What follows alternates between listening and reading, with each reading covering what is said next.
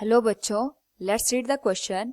A conducting wire frame is placed in a magnetic field which is directed into the paper.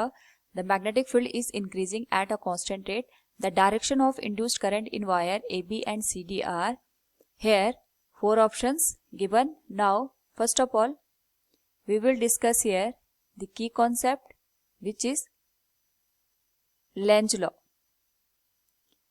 तो जब भी हम electromagnetic induction की बात करते हैं, in electromagnetic induction we say an EMF is induced due to the change in the magnetic flux with respect to time. जब भी मैग्नेटिक फ्लक्स में टाइम के साथ साथ चेंज आता है, उस पर्टिकुलर केस में EMF इंड्यूस्ड होता है.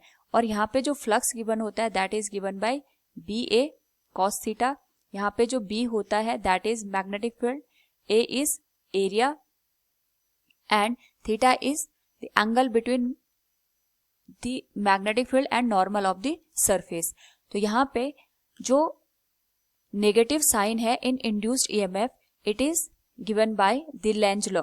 तो लेंज लॉ हमारे पास कहता है यहाँ पे जो ईएमएफ की डायरेक्शन होगी वो इस तरीके से होगी कि ये हमेशा यहाँ पे जो फ्लक्स है, फ्लक्स के चेंज होने का अपोज करेगा. कहने का मतलब ये हो गया, अगर हमारे पास यहाँ पे फ्लक्स इंक्रीज हो रहा है तो ईएमएफ की डायरेक्शन इस तरीके से होगी कि यहाँ पे ये फ्लक्स को यहाँ डिक्रीज करने की कोशिश करे.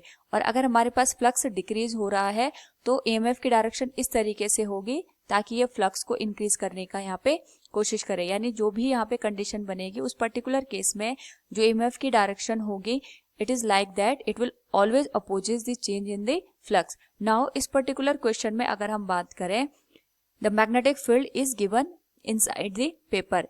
इस तरीके से हमें मैग्नेटिक फील्ड दे रखा है इनसाइड द पेपर, और साथ में यहाँ पे जो मैग्नेटिक फील्ड है it is increasing in nature. और जैसे जैसे मैग्नेटिक फील्ड इंक्रीज होगा, इसका मतलब हमारा जो फ्लक्स है वो भी इंक्रीज होगा, और फ्लक्स के इंक्रीज होने की वजह से यहाँ पे ईएमएफ इंड्यूस्ड होगा. अब यहाँ पे जो ईएमएफ इंड्यूस्ड है इसकी वजह से यहाँ पे करंट इंड्यूस्ड होगी since it is a close loop. और यहाँ पे जो करंट इंड्यूस्ड हुई है या ईएमएफ इंड्यूस्ड हुआ है, इसकी वजह से भी एक मैग्नेटिक फील्ड यहाँ पे जनरेट होगा. और वो जो मैग्नेटिक फील्ड जनरेट होगा उसकी डायरेक्शन यहाँ पे इस तरीके से होगी कि ये फ्लक्स के इंक्रीज होने का अपोज करे. यानी जो इंड्यूस्ड मैग्नेटिक फील्ड की डायरेक्शन होगी that will be outward of the paper, ताकि ये यहाँ पे फ्लक्स के इंक्रीज होने का अपोज करे. तो अगर हम यहाँ पे इस पर्टिकुलर केस में देखें, अभी मैग्नेटिक फील्ड की डायरेक्शन इनसाइड है, तो जो इंड्यूस्ड ईएमएफ की डायरेक्शन होगी दैट विल बी आउटसाइड. वो इस तरीके से आउटसाइड हमारे पास मिलेगी.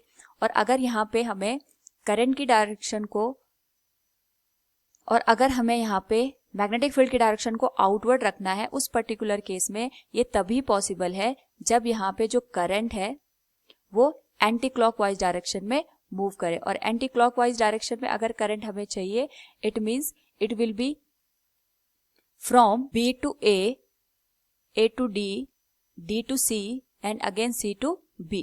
We can write this B to A to D, D to C and again C to B.